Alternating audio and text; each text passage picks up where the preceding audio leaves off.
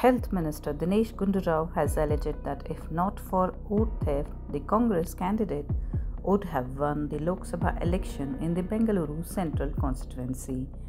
Launching the signature drive for voters' rights campaign at Sunrise Circle in Gandhinagar, he claimed that over 11,200 fake voters exist in the area and that despite submitting concrete proof, the Election Commission has failed to act. Rao questioned the Commission's silence and delay in deleting fake votes, saying it reflects a disturbing trend of institutional bias. The minister said Congress leader Rahul Gandhi had already exposed nationwide voter manipulation, calling it a grave threat to democracy.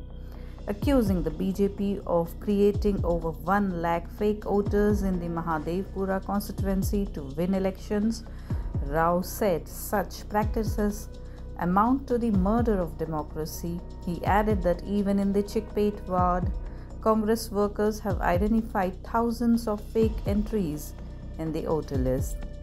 To protest these irregularities, the Congress has launched a national signature campaign demanding voter rights and clean elections.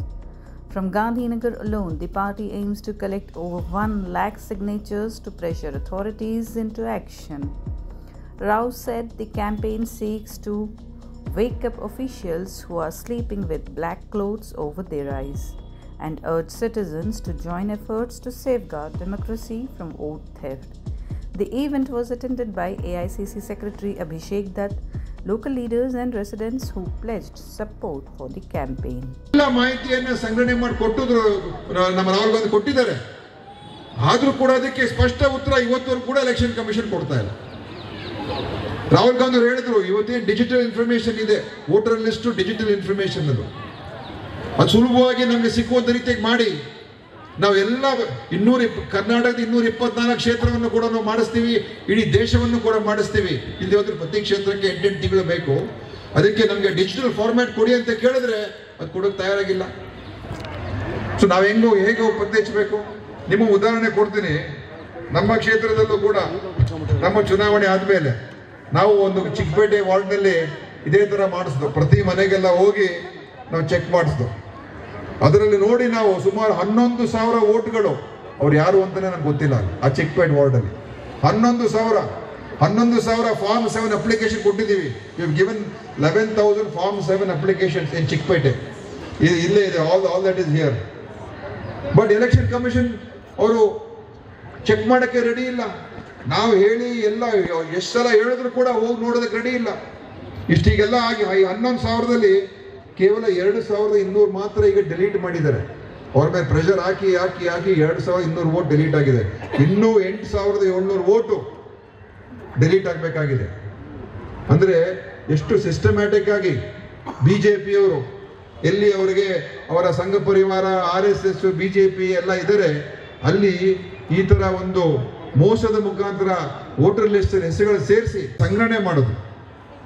ಆ ಮಾಹಿತಿಯನ್ನ collect ಮಾಡ್ಕೊಳ್ಳೋದಕ್ಕೆ ಸುಮಾರು 8 ತಿಂಗಳು ಬೇಕಾಯಿತು. ಅದೇ ಅಷ್ಟು ಸುಲಭ ಇರಲಿಲ್ಲ. ಯಾಕೆಂತ ಹೇಳಿದ್ರೆ ಅದು ಮನೆಗಳಿಗೆಲ್ಲ ಹೋಗಿ ಅವರು ಚೆಕಪ್ ಮಾಡಿ ಯಾವ ವೋಟು ಏನು ಹೇಗಿದಾಗಿದೆ ಅಂತ ಪ್ರತಿಯೊಂದು ವೋಟನ್ನು ವೋಟರ್ ಲಿಸ್ಟನ್ನು ತಗೊಂಡು ಅದು ಪರಿಶೀಲನೆ ಮಾಡೋದು ಸುಲಭವಾದ ಕೆಲಸ ಅಲ್ಲ. ಅದು ಮಾಡೋದಕ್ಕೆ ಸುಮಾರು 6-8 ತಿಂಗಳಾಯಿತು. ಅದರ ಮಾಡಿದ ನಂತರ ಏನು ಹೊರಗೆ ಬಂತು ಅಂತ ಹೇಳಿದ್ರೆ ಸುಮಾರು 1 ಲಕ್ಷ ವೋಟ್ಗಳು ಅದು ಆ ಜನನೇ ಇಲ್ಲ ಅಂತ ಹೆಸರಲ್ಲಿ ಆ ವೋಟ್ಗಳು ಇರ್ತಕ್ಕಂಥದ್ದು ಅದು ಗೊತ್ತಾಗಿ ಬಹುಶಃ ಅದು ದೊಡ್ಡ ಒಂದು ಸ್ಕ್ಯಾಂಡಲ್ ಅಂತಲೇ ಹೇಳ್ಬೋದು. ಯಾಕೆಂದರೆ 1 ಲಕ್ಷ ವೋಟರ್ಸು ಅವ್ರು ಯಾರು ಏನು ಎತ್ತ ಯಾರಿಗೂ ಗೊತ್ತಿಲ್ಲ. ಮತ್ತು ಅವರ ಹೆಸರಲ್ಲಿ ವೋಟ್ಗಳು ಕೂಡ ಹಾಕಿದ್ದಾರೆ. ಯಾರು ಬಂದು ಹಾಕಿದ್ರು, ಹೇಗೆ ಬಂದು ಹಾಕಿದ್ರು. ಅದರಿಂದ ನಮ್ಮ ಮನ್ಸೂರ್ ಅವರು ಕಳೆದ ಪಾರ್ಲಿಮೆಂಟ್ ಎಲೆಕ್ಷನ್ ಕ್ಯಾಂಡಿಡೇಟ್ ಆಗಿದ್ರು. ಅವರು ಕೇವಲ ಒಂದು 20,000 30,000 ವೋಟರ್ಸ್ ಸೋತರು. ಅವರು ಮಹದೇವಪುರದಲ್ಲಿ ಸುಮಾರು 80,000 ಹೆಚ್ಚು ಕಡಿಮೆ ಅವರಿಗೆ ಲೀಡ್ ಆಯಿತು BJPಗೆ.